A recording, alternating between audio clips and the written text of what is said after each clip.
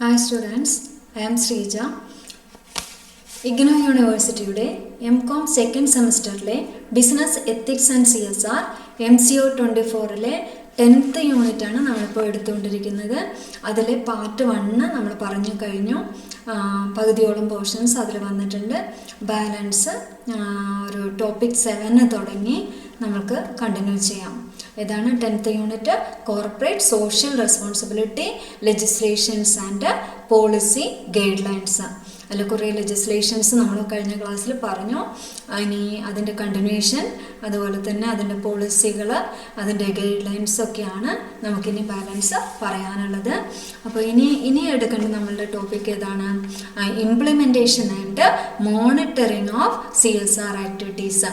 CSR ആക്ടിവിറ്റീസിൻ്റെ ഇംപ്ലിമെൻറ്റേഷനും അതുപോലെ തന്നെ അതിൻ്റെ മോണിറ്ററിങ്ങും ഒക്കെയാണ് നമ്മൾക്കിനി പറയാനുള്ളത്. അപ്പോൾ നോക്കാം, എന്താണ് ഇംപ്ലിമെൻറ്റേഷൻ. CSR പ്രവർത്തനങ്ങളുടെ നടത്തിപ്പ് എങ്ങനെയായിരിക്കണം, അതിൻ്റെ നിരീക്ഷണം, അതിൻ്റെ മോണിറ്ററിങ് എന്ന് പറഞ്ഞാൽ അത് നിരീക്ഷിക്കുക. അത് ഇംപ്ലിമെൻറ്റേഷൻ എന്ന് പറഞ്ഞാൽ CSR പ്രവർത്തനങ്ങളുടെ നടത്തിപ്പ്. അതാര് എങ്ങനെയാണ് CSR ആക്ടിവിറ്റീസ് ചെയ്യുക എന്നുള്ളതാണ് നമുക്കിനി പറയാനുള്ളത്. അതിൽ ഫസ്റ്റ് പോർഷനിൽ നമുക്ക് ഇംപ്ലിമെൻറ്റേഷനെ കുറിച്ച് പറയാം. ആദ്യം നമുക്ക് ഇംപ്ലിമെൻറ്റേഷൻ, അതിൻ്റെ നടത്തിപ്പ് എങ്ങനെയായിരിക്കണം. അതായത് 2021 ഏപ്രിൽ 1 തുടങ്ങി പ്രാബല്യത്തിൽ വരുന്ന വിധത്തിൽ ഒരു കമ്പനിക്ക് എന്ത് ചെയ്യാം? അതിന് itself or through implementing agency, അതിന് സ്വമേധയാ അല്ലെങ്കിൽ സ്വന്തമായിട്ടോ അല്ലെങ്കിൽ ഒരു ഇംപ്ലിമെൻറ്റിംഗ് ഏജൻസി, ആ ഒരു ഇംപ്ലിമെൻറ്റിംഗ് ഏജൻസി എന്ന് പറയുന്നത് MCAയിൽ രജിസ്റ്റർ ചെയ്തിട്ടുള്ള ഒരു ഇംപ്ലിമെൻറ്റിംഗ് ഏജൻസി വഴിയോ ഇംപ്ലിമെൻറ്റേഷൻ എന്ന് പറയുന്ന CSR ആക്ടിവിറ്റീസ് ഇംപ്ലിമെൻറ്റേഷൻ ചെയ്യാവുന്നതാണ്, നടപ്പാക്കാവുന്നതാണ്, ഏറ്റെടുത്ത് നടപ്പാക്കാം. അപ്പോൾ ഇനി പറയുന്നത് ഇംപ്ലിമെൻറ്റിംഗ് ഏജൻസി ആയിട്ട് അങ്ങനെ entitled to apply and get registered, എങ്ങനെ രജിസ്റ്റർ ചെയ്യാൻ, ഇംപ്ലിമെൻറ്റിംഗ് ഏജൻസി ആയിട്ട് രജിസ്റ്റർ ചെയ്യാൻ പറ്റുന്ന കമ്പനികൾ ഏതൊക്കെ സ്ഥാപനങ്ങൾക്ക് ഇംപ്ലിമെൻറ്റിംഗ് ഏജൻസി ആയിട്ട് ആക്ട് ചെയ്യാം.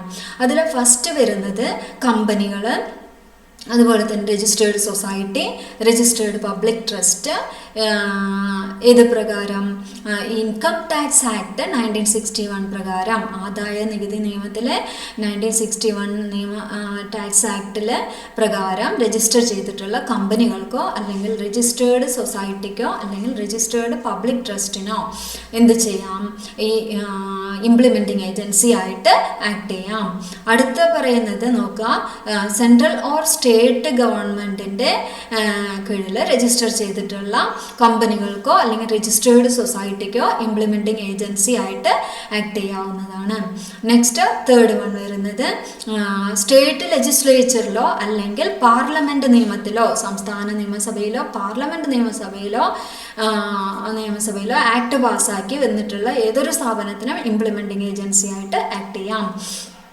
ഫോർത്ത് വൺ വരുന്നത് track record of at least 3 years, 3 വർഷത്തെ ട്രാക്ക് റെക്കോർഡുള്ള, അതായത് ഇംപ്ലിമെൻറ്റിംഗ് ഏജൻസി ആയിട്ട് വർക്ക് ചെയ്തിട്ട് 3 വർഷമായിട്ട് ഈ ഒരു പ്രവർത്തനങ്ങൾ ചെയ്യുന്ന ഒരു ഏജൻസിക്കും ഇംപ്ലിമെൻറ്റിംഗ് ഏജൻസി ആയിട്ട് വർക്ക് ചെയ്യാം. അപ്പോൾ അതിനുശേഷം അതിൻ്റെ കണ്ടിന്യൂഷനായിട്ട് പറയുന്നത് എന്താണ്? ഫോം CSR1 എന്ന് പറയുന്ന ഒരു ഫോം ഈ പറയുന്ന സ്ഥാപനങ്ങൾ എന്ത് ചെയ്യണം? അത് ഫയൽ ചെയ്ത് അത് സബ്മിറ്റ് ചെയ്യണം. അത് ആർക്ക്? ഇലക്ട്രോണിക്കലി സൈൻ ചെയ്ത് അത് സബ്മിറ്റ് ചെയ്യണം. ഇലക്ട്രോണിക്കലി രജിസ്ട്രാർക്ക് സബ്മിറ്റ് ചെയ്തിരിക്കണം. ഈ പറയുന്ന ഏജൻസി ആയിട്ട് വർക്ക് ചെയ്യാൻ വേണ്ടിയിട്ട് എന്ത് ചെയ്യണം? CSR1 എന്ന് പറയുന്ന ഒരു ഫോം ഇലക്ട്രോണിക്കലി ഫില്ല് ചെയ്ത് രജിസ്ട്രാർക്ക് സബ്മിറ്റ് ചെയ്യാം. അതിൽ കമ്പനി സെക്രട്ടറിയും ചാർട്ടേഡ് അക്കൗണ്ടൻറ്റും കോസ്റ്റ് അക്കൗണ്ടൻറ്റും ഒക്കെ അത് വെരിഫൈ ചെയ്ത് പരിശോധിച്ച് ഉറപ്പാക്കി അത് വെരിഫൈ ചെയ്തതിന് ശേഷം ഒരു CSR രജിസ്ട്രേഷൻ നമ്പർ കൊടുക്കും. ആ നമ്പർ കിട്ടിയതിന് ശേഷമാണ് എന്ത് ചെയ്യുക? ഈ പറയുന്ന ഇംപ്ലിമെൻറ്റിംഗ് ഏജൻസി ആയിട്ട് വർക്ക് ചെയ്യാൻ സ്ഥാപനങ്ങൾക്ക് കഴിയാം. ഇനി ഈ പറയുന്ന ഒരു ഭേദഗതി അമെൻഡഡ് ഇത് ആരെ ബാധിക്കില്ല? പ്രിയർ ടു 1 April 2021 ഏപ്രിൽ 1 മുന്നേ വന്നിട്ടുള്ള CSR പ്രോജക്റ്റുകളെ ഇത് ബാധിക്കില്ല. ഇനി പറയുന്ന ഇംപ്ലിമെൻറ്റുമായി ബന്ധപ്പെട്ട് കുറച്ച് കാര്യങ്ങളും കൂടി നോക്കുകയാണെങ്കിൽ ഒരു ഇന്റർനാഷണൽ കുറച്ച് ശ്രദ്ധിക്കേണ്ട കുറച്ച് കാര്യങ്ങൾ കൂടി പറയാം. Implementing agency engaging international organisation. ഒരു ഇൻ്റർനാഷണൽ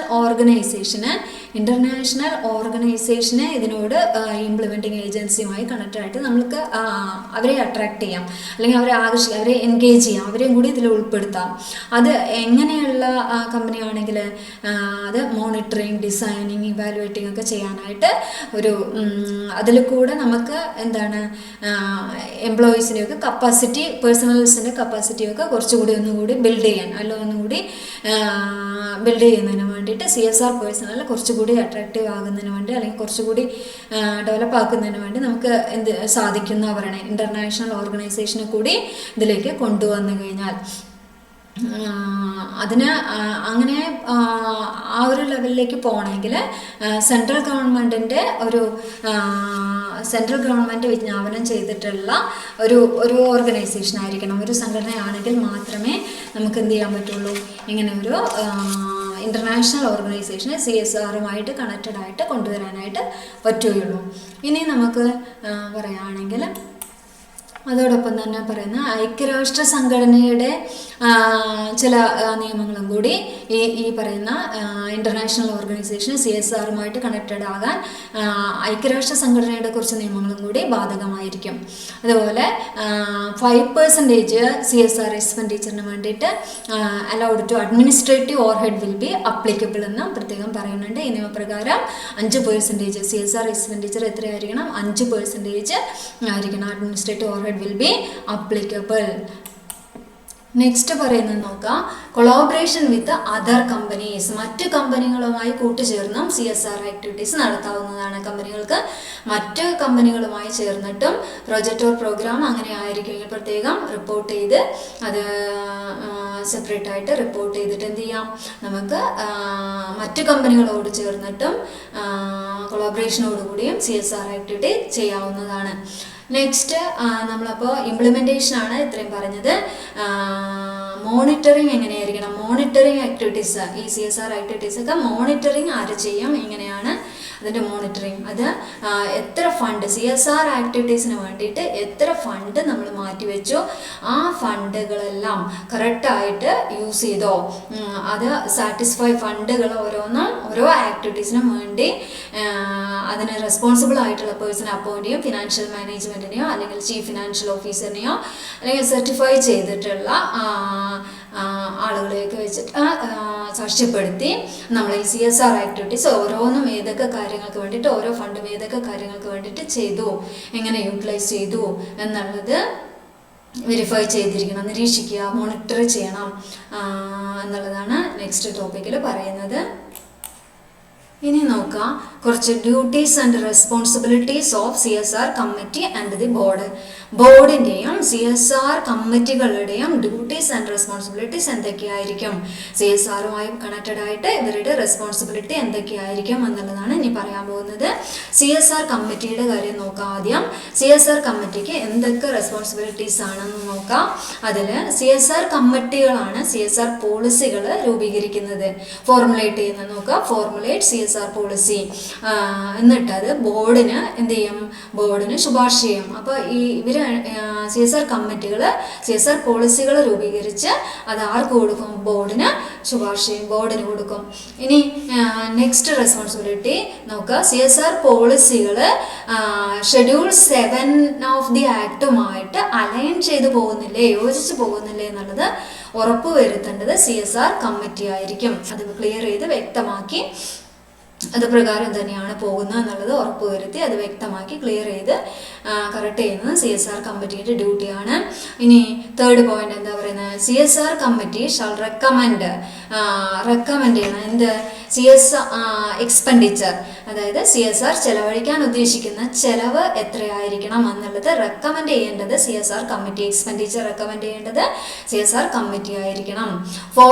ഫോർത്ത് റെസ്പോൺസിബിലിറ്റി എന്താണ്, ഡ്യൂട്ടി എന്താണ്, അത് മൊഡാലിറ്റി, രീതികൾ ഓരോന്ന്, ഈ ഫണ്ട് ഓരോ ഇത് ഇംപ്ലിമെൻറ്റേഷന് വേണ്ടിയിട്ടുള്ള ഫണ്ടുകളുടെ നടത്തിപ്പ്, പ്രൊജക്റ്റ് ആൻഡ് പ്രോഗ്രാംസിൻ്റെയൊക്കെ ഇംപ്ലിമെൻറ്റേഷന് വേണ്ടിയിട്ടുള്ള ഫണ്ടുകളുടെ നടത്തിപ്പ്, അതിൻ്റെ രീതികൾ, മെത്തേഡ്സ് എങ്ങനെയായിരിക്കണം എന്നുള്ളത് കറക്റ്റ് ചെയ്യുന്നത് ആരായിരിക്കണം, ഈ പറയുന്ന CSR കമ്മിറ്റി ആയിരിക്കണം.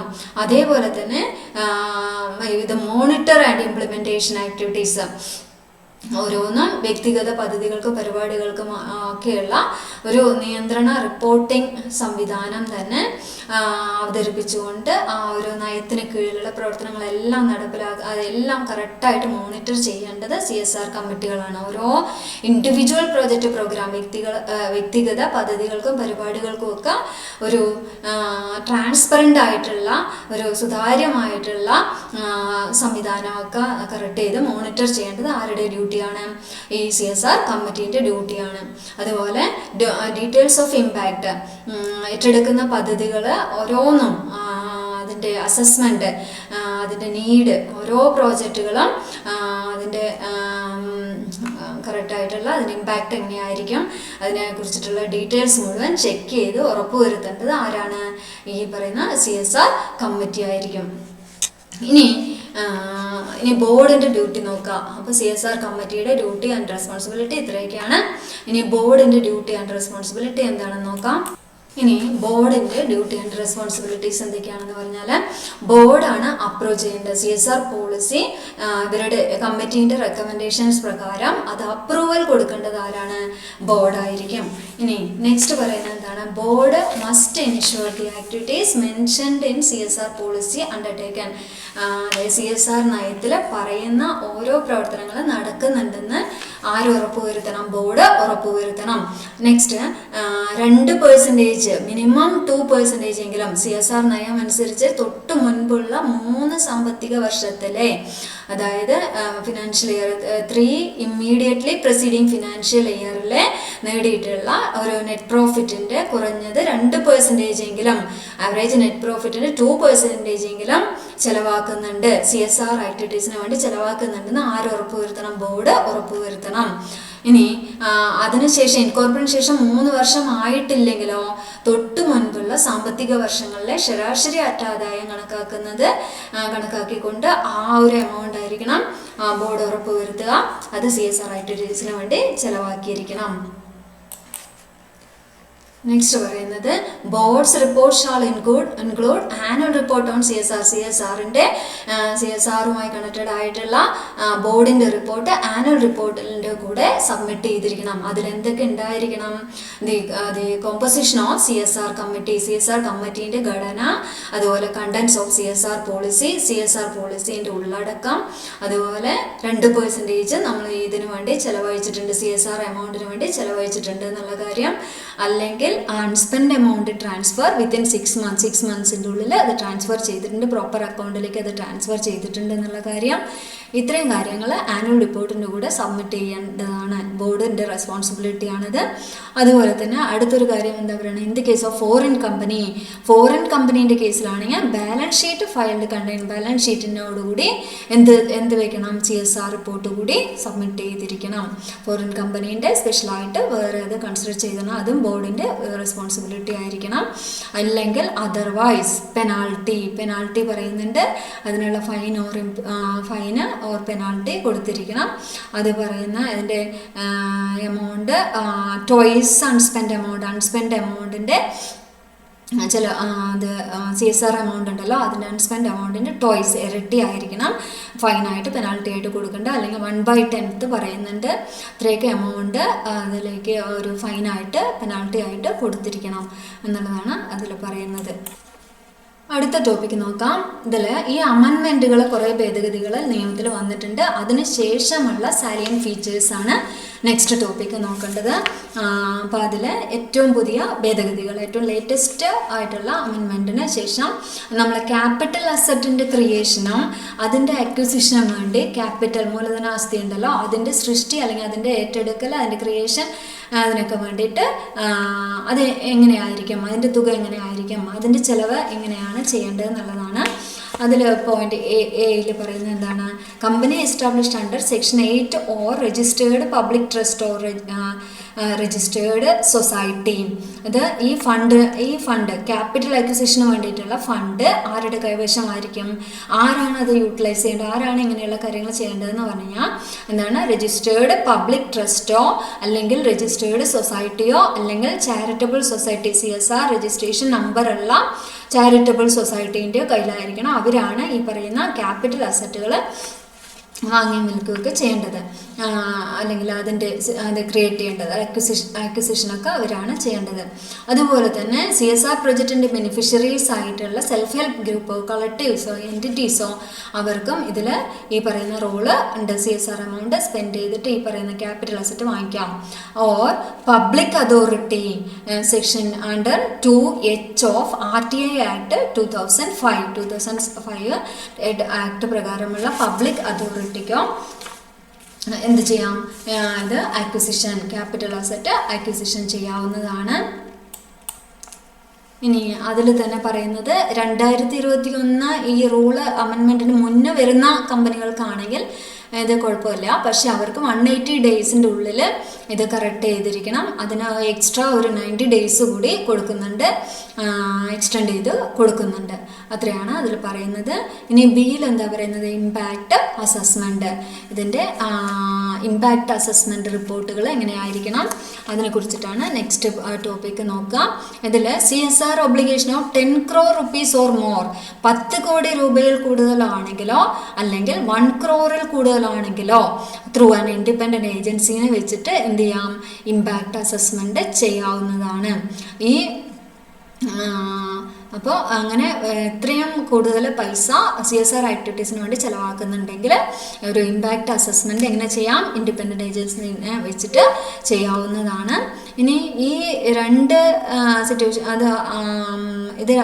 അതല്ലെങ്കിൽ ഈ രണ്ട് സിറ്റുവേഷനും പാലിക്കുന്നില്ലെങ്കിൽ ആ സന്ദർഭങ്ങളിൽ എന്ത് ചെയ്യാം, പ്രോജക്റ്റ് തിരിച്ചിട്ടുള്ള ഒരു ഇമ്പാക്റ്റ് അസസ്മെൻറ്റ് നടത്താം. കമ്പനിക്ക് ഇത് സ്വമേധയാ ചെയ്യാം.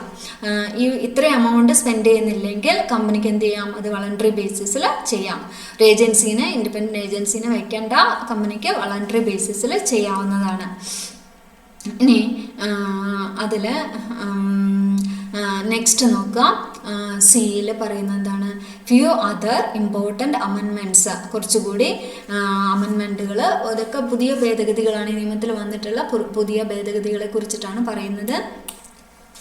കുറച്ചുകൂടി കാര്യങ്ങൾ പറയുന്നുണ്ട്. പുതിയ ഭേദഗതി പ്രകാരമുള്ള കുറച്ച് കാര്യങ്ങൾ എന്താണ്, അഡ്മിനിസ്ട്രേറ്റീവ് ഓവർഹെഡ്. എന്താണ് അഡ്മിനിസ്ട്രേറ്റീവ് ഓവർഹെഡ്? പുതിയ ഭേദഗതി പ്രകാരം അഡ്മിനിസ്ട്രേറ്റീവ് ഓവർഹെഡ് എന്ന് പറഞ്ഞു കഴിഞ്ഞാൽ company expenses incurred for administration and general management of CSR function. CSR ഫംഗ്ഷൻ്റെ ജനറൽ മാനേജ്മെൻറ്റിന് വേണ്ടിയിട്ട്, അഡ്മിനിസ്ട്രേഷന് വേണ്ടിയിട്ടും വന്നിട്ടുള്ള ഒരു ഓവർഹെഡാണ് അഡ്മിനിസ്ട്രേറ്റീവ് ഓവർഹെഡ്. ഇതിൽ എന്ത് ഇൻക്ലൂഡഡ് അല്ല, not included direct expenses. Direct expenses ഇതിൽ വരില്ല. ഇനി അടുത്ത അമെൻമെൻറ്റിൽ പറയുന്നത് നെറ്റ് പ്രോഫിറ്റ് എങ്ങനെയായിരിക്കണം. നെറ്റ് പ്രോഫിറ്റ് എന്ന് പറഞ്ഞാൽ company according to financial statement പ്രകാരമുള്ള നെറ്റ് പ്രോഫിറ്റ് ആണ് ഉദ്ദേശിക്കുന്നത്. ഇതിലും നോട്ട് ഇൻക്ലൂഡഡ്, എന്ത് ഇൻക്ലൂഡഡ് ആവാൻ പാടില്ല, profit arising from branch or branches, ഏതെങ്കിലും ബ്രാഞ്ചസിൽ നിന്നോ വന്നിട്ടുള്ള പ്രോഫിറ്റ് ഇതിൽ ഇൻക്ലൂഡഡ് ആവാൻ പാടില്ല.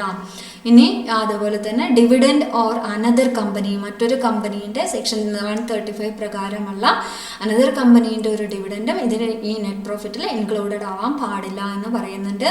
ഇനി നെക്സ്റ്റ് നോക്കാം, CSR എക്സ്പെൻഡിച്ചർ.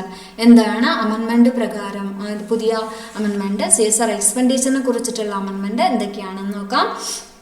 ഇതൊരിക്കലും expenditure shall not exceed 5% of total CSR expenditure. Total CSR എക്സ്പെൻഡിച്ചറിനെ ഒരിക്കലും 5% കൂടാൻ പാടില്ല. അഡ്മിനിസ്ട്രേറ്റീവ് ഓവർഹെഡ് ഒരിക്കലും 5%, CSR എക്സ്പെൻഡിച്ചറിൻ്റെ 5% കൂടാൻ പാടില്ല എന്ന് പറയുന്നുണ്ട്.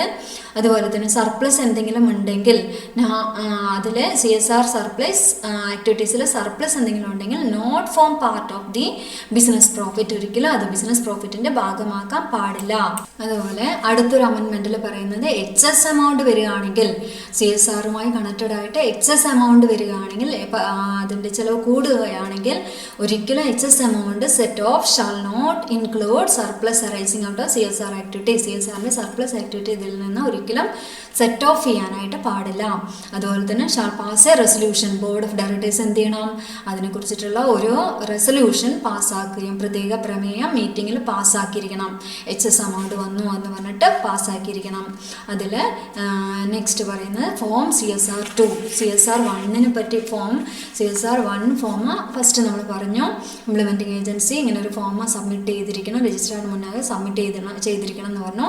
അതുപോലെ CSR2 ഫോമിൽ ഏത് പ്രകാരമാണ്, ഇതിൽ ഫെബ്രുവരി 2022 സെക്ഷൻ 1 സബ്സെക്ഷൻ 2, അതുപോലെ section 128 subsection 3, section 129, section 133, section 134, section 469 companies act 2013 പ്രകാരം 2013 കമ്പനീസ് ആക്ടിൽ ഇത്രയും സെക്ഷൻസ് പ്രകാരവും, അതുപോലെ തന്നെ companies act 2014 rule 12 sub rule 1A, അതുപോലെ തന്നെ സബ് റൂൾ 1B പ്രകാരമൊക്കെ എന്ത് ചെയ്യണം, CSR 2 ഫോം രജിസ്ട്രാർക്ക് സബ്മിറ്റ് ചെയ്യണം. ഇതും പുതിയ അമെൻമെൻ്റ് ആണ്. ഇതിൽ പറഞ്ഞ ഭേദഗതികൾ ഫോളോ ചെയ്തുകൊണ്ട് പ്രോപ്പറായിട്ടുള്ള ഈ ഫോം ഫില്ല് ചെയ്ത് ആർക്ക് സബ്മിറ്റ് ചെയ്യണം, രജിസ്ട്രാർക്ക് സബ്മിറ്റ് ചെയ്യണം. അതുപോലെ തന്നെ നെക്സ്റ്റ് ഒരു കാര്യം വരുന്നത് ഡെഡിക്കേറ്റഡ് പോർട്ടൽ, CSRന് വേണ്ടിയിട്ടുള്ള ഒരു portal, national CSR exchange portal ഉണ്ടായിരിക്കും. അതാണ് ഒരു സ്പെഷ്യലായിട്ടുള്ള ഒരു പോർട്ടൽ ഉണ്ടായിരിക്കും. നെക്സ്റ്റ് പറയുന്നത് ministry of corporate affairs MCA frequently asked questions and clarification. അപ്പോൾ MCAൻ്റെ അടുത്ത് ഈ അമെൻമെൻറ്റിന് ശേഷം കുറേയധികം ഫ്രീക്വൻ്റ് ആയിട്ട് ഓരോ കമ്പനികളുടെ ഫ്രീക്വൻ്റ് ക്വസ്റ്റ്യനും അതിൻ്റെ വെരിഫിക്കേഷൻ, അതിൻ്റെ ക്ലാരിഫിക്കേഷനും ഒക്കെയാണ് കൊടുത്തിട്ടുണ്ടായിട്ടുണ്ട്. അതിന് മറ്റ് കമ്പനികൾക്ക് യൂസ്ഫുൾ ആകുന്ന രീതിയിൽ അവരത് പബ്ലിഷ് ചെയ്തിട്ടുണ്ട്. അപ്പോൾ എല്ലാവർക്കും ഒരു ധാരണ കിട്ടുന്നതിന് വേണ്ടിയിട്ടും ഒരു ഫലപ്രദമായിട്ടുള്ള കാര്യങ്ങൾ മുന്നോട്ട് പോകുന്നതിന് വേണ്ടിയിട്ട് അപ്പോൾ കുറച്ച് ക്വസ്റ്റ്യൻസും അതിൻ്റെ റിപ്ലൈ, അതിൻ്റെ പ്രതികരണങ്ങളൊക്കെ ഉൾപ്പെടുത്തിക്കൊണ്ട് ഒരു ഷെഡ്യൂള്, ഒരു ടേബിള് പ്രസിദ്ധീകരിച്ചിട്ടുണ്ട്. അപ്പോൾ ആ ടേബിളിൽ പറഞ്ഞിട്ടുള്ള ഒരു 10-12 കാര്യങ്ങൾ നമുക്കത് പറഞ്ഞു പോകാം, വേഗം ഒന്ന് പറഞ്ഞു പോകാം. അത് പ്രൊവിഷൻ സെക്ഷൻ 135 പ്രകാരം ഷെഡ്യൂൾ 7 പ്രകാരമൊക്കെ ആക്ടിലെ പറയുന്ന പ്രകാരം ഇതിൻ്റെ CSRൻ്റെ ആവശ്യകത, CSRൻ്റെ നീഡ്, അതിൻ്റെ സ്ട്രക്ചർ, അതിൻ്റെ പ്ലാന്, അതിൻ്റെ അപ്രൂവല്, എക്സിക്യൂട്ട്, മോണിറ്റർ, അങ്ങനെ ഓരോ കാര്യങ്ങളും CSR ആക്ടിവിറ്റീസിൻ്റെ ഓരോ കാര്യങ്ങളും സെക്ഷൻ 135 പ്രകാരവും അതുപോലെ ഷെഡ്യൂൾ 7 പ്രകാരവും ആയിരിക്കണം എന്നുള്ളത് പ്രത്യേകം എടുത്ത് പറയുന്നുണ്ട്. അതുപോലെ ഗവൺമെൻറ്റിന് ഇതിന് ഒരു റോളില്ല, government has no direct role. ഇതിൻ്റെ ഇംപ്ലിമെൻറ്റേഷനുമായി കണക്റ്റഡ് ആയിട്ട് ഗവൺമെൻറ്റിന് റോളില്ല. നിയമപരമായിട്ട് ഈ CSRൻ്റെ ആവശ്യകതയും അതിൻ്റെ ചട്ടക്കൂട് അതിനെ കറക്റ്റ് ചെയ്ത് കൊണ്ടുപോകേണ്ടതാണ്. അതിൻ്റെ ഒരു ഫോർമാറ്റ് ഉണ്ട്, അതിൻ്റെ ഒരു പ്രോപ്പറായിട്ടുള്ള മെത്തേഡ് ഉണ്ടാവും. അത് പ്ലാൻ അനുസരിച്ച് കറക്റ്റായി കൊണ്ടുപോകാം. പക്ഷേ ഗവൺമെൻറ് ഇത് നോക്കുന്നുണ്ട്. ഗവൺമെൻറ് ഈ പറയുന്ന കാര്യങ്ങൾ ചെക്ക് ചെയ്യാറുണ്ട് ഗവൺമെൻറ്. പക്ഷേ ഡയറക്റ്റ് റോളില്ല, ഗവൺമെൻറ്റിന് ഡയറക്റ്റ് റോളില്ല. MCA 21 പോർട്ടൽ പറയുന്നുണ്ട്. ആ പോർട്ടൽ പ്രകാരം അതുപോലെ എന്താണ് പറയുക 2021 ആക്ട് പ്രകാരമൊക്കെ ഇത് എന്ത് ചെയ്യുന്നുണ്ട്, ഗവൺമെൻറ് ഇത് നിരീക്ഷിക്കുന്നുണ്ട്, ഗവൺമെൻറ് ഇത് ചെക്ക് ചെയ്യുന്നുണ്ട്. അത്രയാണ് ഫസ്റ്റ് പോയിന്റിൽ പറയുക. First clarification. നെക്സ്റ്റ് കാര്യം എന്താണ് പറയുന്നത്, അടുത്തത് തേർഡ് പോയിന്റിൽ വരുന്നത് it is not admissible CSR expenditure. അതായത് CSR ശരിക്കും CSR എക്സ്പെൻഡിച്ചർ. അടുത്തൊരു ചേഞ്ച് എന്താണെന്ന് പറഞ്ഞാൽ കോർപ്പസിലേക്കുള്ള കോൺട്രിബ്യൂഷൻ ടു കോർപ്പസ് അത് നോട്ട് അഡ്മിസിബിൾ CSR എക്സ്പെൻഡിച്ചർ. അടുത്തൊരു അമെൻമെൻറ്റ്, കോർപ്പസിലേക്കുള്ള സംഭാവന എന്താണ് അനുവദനീയമായിട്ടുള്ള CSR ചെലവായിട്ട് എക്സ്പെൻഡിച്ചറായിട്ട് കണക്കാക്കില്ല എന്നുള്ളതാണ് തേർഡ് പോയിന്റ് പറയുന്നത് തേർഡ് അമെൻമെൻറ്റിൽ. അടുത്തൊരു ഫോർത്ത് അമെൻമെൻറ്റ് ശ്രദ്ധിക്കുക. അത് ക്യാപിറ്റൽ അസറ്റ്, അതായത് stamp duty, registration fees, capital അസറ്റൊക്കെ ട്രാൻസ്ഫർ ചെയ്യുമ്പോൾ അതുമായി ബന്ധപ്പെട്ട കുറച്ച് ചിലവുകൾ ഉണ്ടാവുമല്ലോ, സ്റ്റാമ്പ് ഡ്യൂട്ടി, രജിസ്ട്രേഷൻ ഫീസ്, അതുപോലെ തന്നെ ഇങ്ങനെയുള്ള കാര്യങ്ങളെല്ലാം CSR എക്സ്പെൻഡിച്ചറായിട്ട് കണക്കാക്കും. Admissible CSR എക്സ്പെൻഡിച്ചറാണ്. ഇതെല്ലാം അഡ്മിസിബിൾ ആയിട്ടുള്ള അനുവദനീയമായിട്ടുള്ള CSR എക്സ്പെൻഡിച്ചറാണ്. ഇങ്ങനെയുള്ള കാര്യങ്ങളെല്ലാം. ഇനി ഒരു ഫിഫ്ത്ത് അമെൻമെൻറ്റ് നോക്കാം. ഇതിൽ എന്തിനു പ്രിഫറൻസ് കൊടുക്കണം, ലോക്കൽ ഏരിയാസ് അറൗണ്ട് എവിടെയാണോ ഈ കമ്പനി ഉള്ളത് അതിൻ്റെ സറൗണ്ടിങ് ആയിട്ടുള്ള അത് ഓപ്പറേറ്റ് ചെയ്യുന്ന അതിൻ്റെ സറൗണ്ടിങ്, അതിൻ്റെ ലോക്കൽ ഏരിയാസിന് ഇമ്പോർട്ടൻസ് കൊടുത്തിരിക്കണം. കുറേയധികം കാര്യങ്ങൾ വന്നിട്ടുണ്ട്. ഈ ICT പോലുള്ള കാര്യങ്ങൾ, ഇ കൊമേഴ്സ്, അതുപോലെ ഔട്ട്സോഴ്സിങ്, അങ്ങനെ പുതിയ പുതിയ കുറേയധികം കാര്യങ്ങൾ നമുക്ക് വന്നിട്ടുണ്ട്. നാഷണൽ പ്രയോറിറ്റീസ് കൊടുത്തുകൊണ്ട് സസ്റ്റൈനബിൾ ഡെവലപ്മെൻറ്റ് ഗോൾസ് വെച്ചുകൊണ്ട് ലോക്കൽ ഏരിയാസിന് ഇമ്പോർട്ടൻസ് കൊടുത്തിരിക്കണം. അതും പുതിയ ഭേദഗതി പ്രകാരം ഇമ്പോർട്ടൻസ് കൊടുക്കാനായിട്ട് പറയുന്നുണ്ട്. 6th പോയിന്റ് എന്താണ്, ഇതിൽ പുറത്തുള്ള ഈ നമ്മൾ ഷെഡ്യൂൾ 7 പുറത്തുള്ള പ്രവർത്തനങ്ങൾ, അതിൽ പറയാത്ത കുറച്ച് കാര്യങ്ങൾക്കുള്ള ചിലവ് CSR ആക്ടിവിറ്റീസ് ആയിട്ട് കണക്കാക്കാൻ പാടില്ല. ഷെഡ്യൂൾ 7 പറഞ്ഞിട്ടുള്ള കാര്യങ്ങൾക്ക് മാത്രമേ CSR ആക്ടിവിറ്റീസ് ആയിട്ട് കണക്കാക്കുള്ളൂ. എക്സ്ട്രാ എക്സ്പെൻഡിച്ചർ ഒന്നും ഇതിൽ കണക്കൂട്ടാനായിട്ട് ഇതിൽ കൂട്ടില്ല എന്നുള്ളതാണ് പറയുന്നത്. 7th വരുന്നത് CSR expenditure can be incurred multiple modes, അതായത് ഒന്നിലധികം രീതികളിലൂടെ ചെയ്യാൻ പറ്റും, ഒന്നിലധികം മെത്തേഡുകളിലൂടെ CSR ആക്ടിവിറ്റീസ് നമുക്ക് ചെയ്യാൻ പറ്റും. അതിന് ആക്ടിവിറ്റീസ് റൂട്ട് വേണം. അതുപോലെ തന്നെ കോൺട്രിബ്യൂഷൻ ടു ഫണ്ട് റൂട്ട്, അതിൻ്റെ ഓരോ ഫണ്ട് എങ്ങനെയാണ് പോകുന്നത് എന്നുള്ളതിൻ്റെ ഫണ്ട് റൂട്ട്. അതുപോലെ contribution to incubators and R&D project, അതായത് ഗവേഷണ വികസന പദ്ധതികൾക്കുള്ള സംഭാവനയായിട്ടൊക്കെ അങ്ങനെ പല മോഡുകളിൽ നമുക്ക് CSR എക്സ്പെൻഡിച്ചർ വരാവുന്നതാണ്. അപ്പോൾ activity route, contribution to fund route, ഈ contribution to incubator and R&D projects, ഇങ്ങനെയൊക്കെ ആയിട്ട് എക്സ്പെൻഡിച്ചർ ഡിഫറെൻറ്റ് മോഡ്സ് ആണിത്. നെക്സ്റ്റ് അടുത്ത് 8th പോയിന്റ് നോക്കാം. 8th ഫീച്ചർ എന്താണ്, അമെൻമെൻറ്റ്. ഇതിൽ കോൺട്രിബ്യൂഷൻ ഫോളോയിങ് ഫണ്ടുകൾക്കുള്ള കോൺട്രിബ്യൂഷൻ, CSR എക്സ്പെൻഡിച്ചർ ഓരോ ഫണ്ടുകൾക്കുള്ള കോൺട്രിബ്യൂഷൻ എങ്ങനെയായിരിക്കണം എന്നുള്ളത് ക്ലിയർ ആയിട്ട് പറയുന്നുണ്ട്. അതായത് സ്വച്ഛ് ഭാരത് ഘോഷ്, ക്ലീൻ ഗംഗ ഫണ്ട്, അതുപോലെ prime minister national relief fund, ദുരിതാശ്വാസ നിധിയിലേക്കുള്ള fund, prime minister citizen assistance and relief in energy situation fund, ഇങ്ങനെയുള്ള കാര്യങ്ങൾക്ക്. അതുപോലെ എന്താണ്, അടിയന്തര സാഹചര്യങ്ങളൊക്കെ വരുമ്പോൾ അതിൻ്റെ ഒരു സഹായം ദുരിതാശ്വാസ ഫണ്ടൊക്കെ ആയിട്ട് ആ ഫണ്ടുകളിലേക്ക്. അതുപോലെ SC ST OBC അങ്ങനെ ന്യൂനപക്ഷ സമുദായങ്ങൾക്ക്, വുമൺ സ്ത്രീകൾക്ക് സാമൂഹ്യ സാമ്പത്തിക വികസനത്തിനും ആശ്വാസത്തിനും ക്ഷേമത്തിനൊക്കെ വേണ്ടി പ്രൊവൈഡ് ചെയ്യുന്ന ഫണ്ട്, ഇങ്ങനെയൊക്കെ ഈ പറയുന്ന രീതിയിലേക്കൊക്കെ CSR എക്സ്പെൻഡിച്ചർ ഫണ്ടുകളായിട്ട് കൊടുക്കാവുന്നതാണ്. ഇതിനൊക്കെ CSR എക്സ്പെൻഡിച്ചർ ആയിട്ട് തന്നെ കണക്ക് കൂട്ടും. അടുത്തത് 9th amendment, activity benefiting employees of the company not considered as eligible CSR activity. എംപ്ലോയീസിൻ്റെ ബെനിഫിറ്റിന് വേണ്ടിയിട്ടുള്ള CSR ആക്ടിവിറ്റീസ് ഒരിക്കലും CSR ആക്ടിവിറ്റി ആയിട്ട് കണക്കാക്കാൻ പാടില്ല. പക്ഷെ അത് പൊതുജനങ്ങൾക്ക് മൊത്തത്തിൽ പ്രയോജനം ചെയ്യുന്നതിനായിട്ട് രൂപീകരിച്ചിട്ടുള്ള ഒരു ബെനിഫിറ്റിലൂടെ അത് എംപ്ലോയീസിന് കിട്ടുകയാണെങ്കിൽ കുഴപ്പമില്ല. അല്ലാതെ എംപ്ലോയീസിൻ്റെ ബെനിഫിറ്റിന് വേണ്ടി മാത്രമുള്ള ഒരു പദ്ധതിനെ CSR ആക്ടിവിറ്റിയായി, CSR എക്സ്പെൻഡിച്ചറായിട്ട് കണക്കാക്കില്ല എന്ന് പ്രത്യേകം പറയുന്നുണ്ട്. നെക്സ്റ്റ് 9th പോയിന്റിൽ പറയുന്നത് ആക്ടിവിറ്റി ബെനിഫിറ്റിംഗ് 9th പറഞ്ഞു.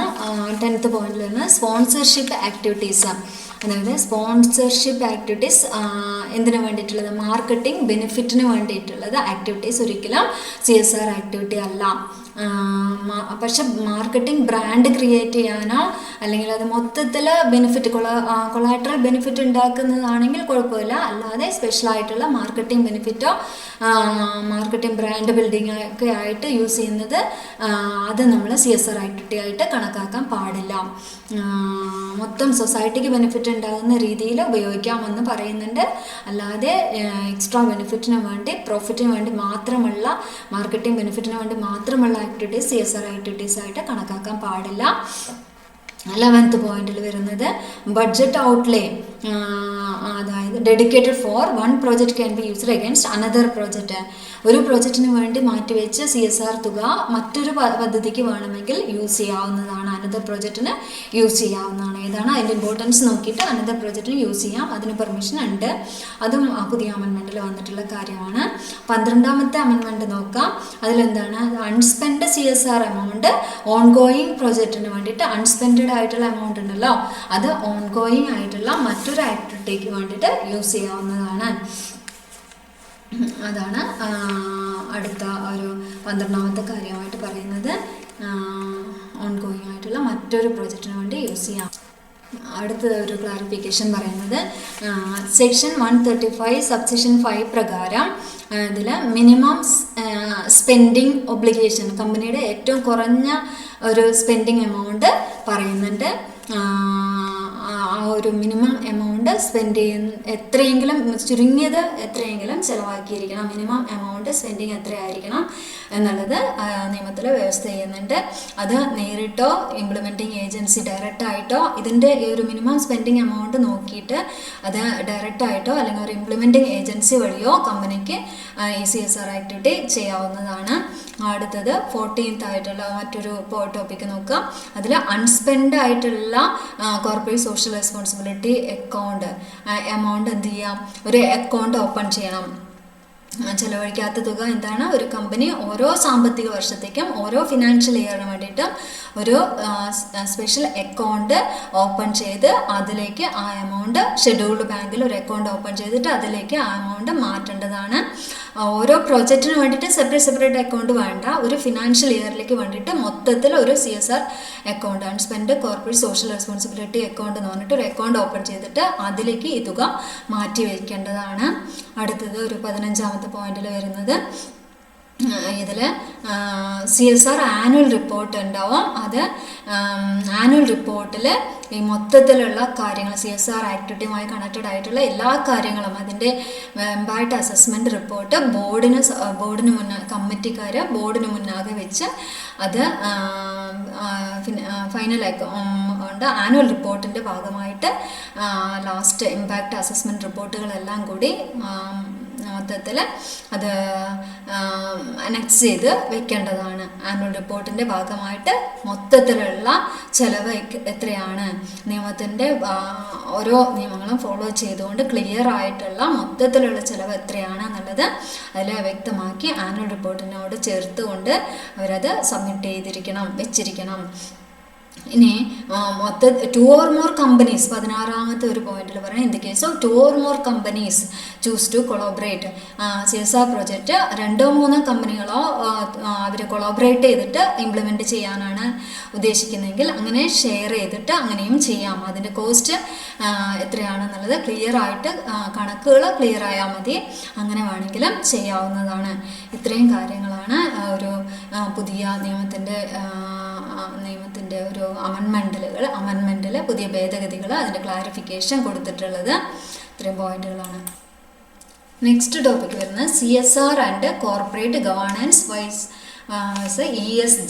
ESG. അപ്പോൾ അങ്ങനെ 3 കാര്യങ്ങളാണ് ഇനി അടുത്ത ടോപ്പിക്കിൽ പറയുന്നത്. CSR എന്താണ്, കോർപ്പറേറ്റ് ഗവേണൻസ് എന്താണ്, അതുപോലെ ESG എന്താണ്. ഈ 3 കാര്യങ്ങളും കമ്പനിയുമായി കണക്റ്റഡ് ആയിട്ടുള്ള പ്രസൻറ്റ് കണ്ടീഷനിൽ ഇന്നത്തെ സിനാരിയോയിൽ ഇമ്പോർട്ടൻ്റ് ആയിട്ടുള്ള കാലഘട്ടങ്ങളിൽ ഇമ്പോർട്ടൻ്റ് ആയിട്ടുള്ള 3 ടേമുകളാണ്.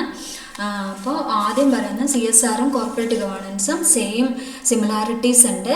അത് ഒരു കോയിൻ്റെ 2 സൈഡ് ഒരേപോലത്തെ 2 sides of the same coin ആണെന്ന് പറയുന്നുണ്ട്. സിമിലാർ ബിഗിനിങ്സ് ആണ്.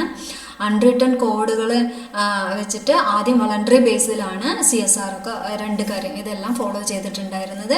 പക്ഷേ സെബി ഗൈഡ് ലൈൻസ് ഒക്കെ വന്നപ്പോൾ എന്തായി, കോർപ്പറേറ്റ് ലിസ്റ്റ് ചെയ്ത കമ്പനികൾക്ക് ക്ലോസ് 49 വന്നിട്ട് കമ്പൾസറി ആക്കി മാറ്റി. കോർപ്പറേറ്റ് ഗവേണൻസ് സെബി പറയുന്ന നിയമപ്രകാരം കമ്പൾസറി ആക്കി മാറ്റിയിട്ടുണ്ട്. അതുപോലെ ഒരു CSRും ആദ്യം വളണ്ടറി ബേസിസിലാണ് പോയിട്ടുണ്ടായിരുന്നത്. അതൊരു എന്താണ് പറയുക, മറ്റുള്ളവർക്ക് നന്മയെ കരുതിയിട്ട് ചെയ്യുന്ന പ്രവർത്തനങ്ങൾ റൈറ്റായിട്ടുള്ള കുറച്ച് കാര്യങ്ങളൊക്കെ ആയിട്ട് അങ്ങനെ പോയിട്ടുള്ളതാണെങ്കിലും പിന്നീട് അത് നിയമപരമായി മാറിക്കൊണ്ടിരിക്കുന്ന കാലത്തിനനുസരിച്ച് ജീവകാരുണ്യ പ്രവർത്തനം മാത്രമല്ല, മാറിക്കൊണ്ടിരിക്കുന്ന കാലത്തിനനുസരിച്ച് ആളുകളുടെ ആവശ്യത്തിനനുസരിച്ച് സമൂഹത്തിൻ്റെ ആവശ്യത്തിനനുസരിച്ച് നിയമപരമായി സെബി പറയുന്ന രീതിയിലുള്ള കറക്റ്റ് ഗൈഡ് ലൈൻസോടുകൂടി പോകാനായിട്ട് തുടങ്ങി എന്നുള്ളതാണ് അതിൽ പറയുന്നത്. അപ്പോൾ സ്റ്റേക്ക് ഹോൾഡേഴ്സിനും ഇതിനെക്കുറിച്ചിട്ടുള്ള ഇൻവെസ്റ്റേഴ്സിനും സ്റ്റേക്ക് ഹോൾഡേഴ്സിനും അവരുടെയൊക്കെ അഭിപ്രായങ്ങളെ മാനിച്ചുകൊണ്ട് സൊസൈറ്റൽ കമ്മിറ്റ്മെൻറ്റോടുകൂടി ഗവൺമെൻറ് സ്ട്രക്ചർ നോക്കി ഒക്കെ കറക്റ്റായിട്ടുള്ള നിയമപരമായിട്ടുള്ള CSR ആക്ടിവിറ്റീസും കോർപ്പറേറ്റ് ഗവേണൻസും ഒക്കെയാണ് ഇപ്പം മുന്നോട്ട് പോകുന്നത്, ഇപ്പോൾ കമ്പനികൾ ഫോളോ ചെയ്യുന്നത്. അതേപോലെ തന്നെ ഇമ്പോർട്ടൻ്റ് ആയിട്ടുള്ള ഒരു കാര്യമാണ് ESG. എന്താണ് ESG? Environmental, social and governance. എൻവയോൺമെൻറ്റിനും പ്രാധാന്യം കൊടുക്കണം, സൊസൈറ്റിക്ക് പ്രാധാന്യം കൊടുക്കണം, അതേപോലെ തന്നെ ഗവേണൻസും പ്രാധാന്യം കൊടുക്കണം. അപ്പോൾ ഉത്തരവാദിത്തങ്ങൾ എന്ത് ചെയ്യണം? നിക്ഷേപകർക്കിടയിൽ ഒരു ഇൻവെസ്റ്റേഴ്സും സ്റ്റാർട്ട് ചെയ്തിട്ടുണ്ട്. അവരും കെയറിങ് ആണ്, ഭയങ്കര കമ്പനിയെ വളരെ ശ്രദ്ധിച്ച് ഓരോ കാര്യങ്ങളും നോക്കുന്നുണ്ട്. അപ്പോൾ സൊസൈറ്റിയും അതിനോട് സ്റ്റേക്ക് ഹോൾഡേഴ്സ് എല്ലാവർക്കും ഇമ്പോർട്ടൻസ് കൊടുത്തുകൊണ്ട് ഈ പറയുന്ന കാര്യങ്ങളെല്ലാം ഫോളോ ചെയ്തിരിക്കണം. 3 കാര്യം ഇതൊക്കെയാണ്: ESGയും CSRും കോർപ്പറേറ്റ് ഗവേണൻസും കമ്പനിയോട് കണക്റ്റഡ് ആയിട്ടുള്ള കമ്പനിക്ക് വേണ്ട ഇന്നത്തെ ഒരു കാലഘട്ടങ്ങളിൽ ഫോളോ ചെയ്യേണ്ട ഒരു കാര്യമാണ്. അത് ഓരോന്നിനും അതിൻ്റേതായിട്ടുള്ള പ്രിൻസിപ്പിൾസ് ആൻഡ് പ്രാക്ടീസസ് ഉണ്ടായിരിക്കും. അത് വളരെ കറക്റ്റായിട്ടുള്ള വാല്യൂ പ്രൊവൈഡ് ചെയ്തുകൊണ്ട് സൊസൈറ്റിക്ക് അതുപോലെ കമ്മിറ്റ്മെൻറ്റോടുകൂടി ഓരോ സ്ഥാപനത്തിന്, കോർപ്പറേറ്റുകൾ, കമ്പനികളുടെ ഓരോ അവരുടെ കമ്മിറ്റ്മെൻറ്റ് സൊസൈറ്റിയോട്, അതിൻ്റെ എന്താണ് പറയുക, സമൂഹത്തോടും അതുപോലെ അതിനോട് കണക്റ്റഡ് ആയിട്ടുള്ള എല്ലാ സ്റ്റേക്ക് ഹോൾഡേഴ്സിനും ഒരു കമ്മിറ്റ്മെൻറ്റ് ഉണ്ടായിരിക്കും. അത് ഫോളോ ചെയ്യാനാണ് ഈ 3 കാര്യങ്ങളും വരുന്നത്. അതുപോലെ നിയമത്തിൽ വ്യവസ്ഥ ചെയ്യുന്നതിന് സെബി ഗൈഡ് ലൈൻസ് പ്രകാരം ഫോളോ ചെയ്തിരിക്കണം. നിയമപരമായ കാര്യങ്ങൾ, കമ്പനീസ് ആക്റ്റുകൾ ഫോളോ ചെയ്തിരിക്കണം. ഗവൺമെൻറ് റൂളുകൾ ഫോളോ ചെയ്തിരിക്കണം. അപ്പോൾ അതായത് ഈ പറയുന്ന കാര്യങ്ങളൊക്കെ ഫോളോ ചെയ്യുന്നത് കൊണ്ടാണ് ഇന്നത്തെ കമ്പനികൾ എന്ത് ചെയ്യുന്നത്, ഒരു നല്ല സക്സസ്ഫുൾ ലെവലിലേക്ക് പോകുന്നത്. അതുപോലെ അതിൻ്റെ എവരി ആസ്പെക്റ്റ് വെച്ചിട്ട് ന്യൂ ഹൈറ്റുകളിൽ എത്തിയിട്ട് നിൽക്കുന്നത് ഈ പറയുന്ന ഓരോ കാര്യങ്ങൾ, ഈ 3 കാര്യങ്ങളും കമ്പനികൾ ഫോളോ ചെയ്യുന്നതുകൊണ്ടാണ്. അപ്പോൾ അതിന് അത്രമാത്രം പ്രാധാന്യമുണ്ട്. അത്രയും ഇമ്പോർട്ടൻ്റ് ആയിട്ടുള്ള 3 കാര്യങ്ങളാണ്. അപ്പോൾ ഈ ചാപ്റ്ററിലെ ലാസ്റ്റ് ടോപ്പിക്കാണ് CSR ഓഡിറ്റ്. എന്താണ് CSR ഓഡിറ്റ് എന്ന് പറഞ്ഞാൽ തന്നെ വെരിഫിക്കേഷൻ ഓഫ് അക്കൗണ്ട്സ് ആണ്. വെരിഫിക്കേഷൻ ഓഫ് അക്കൗണ്ട്സ് ആണ് ഓഡിറ്റ്. അപ്പോൾ ഇതിൽ അക്കൗണ്ട്സ് അല്ല, CSR ആണ് ഓഡിറ്റ് ചെയ്യണത്. അപ്പോൾ നിയമപ്രകാരം തന്നെയല്ലേ CSR ആക്ടിവിറ്റീസ് കൊണ്ടുപോകുന്നത് എന്നുള്ളത് ചെക്ക് ചെയ്യുന്നതിനെയാണ്, വെരിഫൈ ചെയ്യുന്നതിനെയാണ്, അത് നിരീക്ഷിച്ച് അതിൻ്റെ റിപ്പോർട്ടുകൾ കറക്റ്റ് സബ്മിറ്റ് ചെയ്യുന്നതിനെയാണ് CSR ഓഡിറ്റ് എന്ന് പറയാം. അപ്പോൾ ഇത് വലിയ വലിയ വിഹിതമുള്ള കോർപ്പറേറ്റ് സ്ഥാപനങ്ങൾ വലിയ എമൗണ്ടുകൾ CSRന് വേണ്ടി മാറ്റിവെക്കുന്ന ലാർജർ CSR ഔട്ട്ലേസിനാണ് ഈ പറയുന്ന ഒരു CSR ഓഡിറ്റ് കമ്പൾസറി ആയിട്ട് നടത്തേണ്ടത്. അപ്പോൾ അതൊരു സ്വതന്ത്ര ഏജൻസി വഴി എന്ത് ചെയ്യാം, ഇമ്പാക്റ്റ് അസസ്മെൻറ്റ് നടത്തേണ്ടതുണ്ട്. അപ്പോൾ അത് ബോർഡ് ഓഫ് ഡയറക്ടേഴ്സിൻ്റെ പരിഗണനയ്ക്ക് ശേഷം എന്ത് ചെയ്യണം, ആ റിപ്പോർട്ട് വാർഷിക റിപ്പോർട്ടിനോടുകൂടി സബ്മിറ്റ് ചെയ്യണം. ആനുവൽ റിപ്പോർട്ടിനോടുകൂടി CSR ഓഡിറ്റ് റിപ്പോർട്ട് സബ്മിറ്റ് ചെയ്തിരിക്കണം. അതുപോലെ CARO 2020 പ്രകാരം എന്താ പറയുന്നത്, CSR പ്രവർത്തനങ്ങളുടെ നടത്തിപ്പ്, CSR ഓഡിറ്റിൻ്റെ ആവശ്യകത, അതുപോലെ തന്നെ റിപ്പോർട്ടിൻ്റെ ആവശ്യകത, ഇതിൽ ഓരോന്നും കുറിച്ച് വിശദമായിട്ടുള്ള ഒരു റിപ്പോർട്ട് ഉൾക്കൊള്ളുന്ന ഒരു ചെറിയൊരു ബുക്ക് ഫോമിൽ എന്ത് ചെയ്യുന്നുണ്ട്, ഇൻസ്റ്റിറ്റ്യൂട്ട് ഓഫ് ചാർട്ടേഡ് അക്കൗണ്ടൻ്റ് ഒരു ഗൈഡ് പുറത്ത് ഇറക്കിയിട്ടുണ്ട്. അപ്പോൾ അത് പ്രകാരമൊക്കെ CSR ആക്ടിവിറ്റീസ് ചെയ്തിരിക്കണം, CSR ഓഡിറ്റ് നടത്തിയിരിക്കണം. കറക്റ്റായിട്ട് തന്നെ CSR വലിയ വലിയ എമൗണ്ട് CSR ആക്ടിവിറ്റീസിന് വേണ്ടി മാറ്റുന്ന സ്ഥാപനങ്ങൾ ആ എമൗണ്ട് കറക്റ്റായി ചിലവഴിക്കുന്നില്ലേ എന്നുള്ളത് വെരിഫൈ ചെയ്തിട്ട് റിപ്പോർട്ട് സബ്മിറ്റ് ചെയ്യാണ് ഇതിൽ CSR ഓഡിറ്റ് കറക്റ്റ് ചെയ്യുക. അതിൽ കറക്ഷൻസ് വരുത്തുക. തെറ്റായ രീതിയിലാണ് പോകുന്നതെങ്കിൽ അതിൻ്റെ കറക്ഷൻസും പറഞ്ഞു കൊടുക്കണം, അതിന് തിരുത്തണം. അതൊക്കെയാണ് CSR ഓഡിറ്റ് റിപ്പോർട്ടിന് ശേഷം ചെയ്യാവുന്ന കാര്യങ്ങൾ. ഇത്രയൊക്കെയാണ് CSR ഓഡിറ്റിൽ പറയുന്നത്. അപ്പോൾ ചാപ്റ്റർ 10 ഇവിടെ അവസാനിച്ചിരിക്കുകയാണ്. ഇനി അടുത്തൊരു ചാപ്റ്ററുമായി വീണ്ടും കാണാം. Thank you.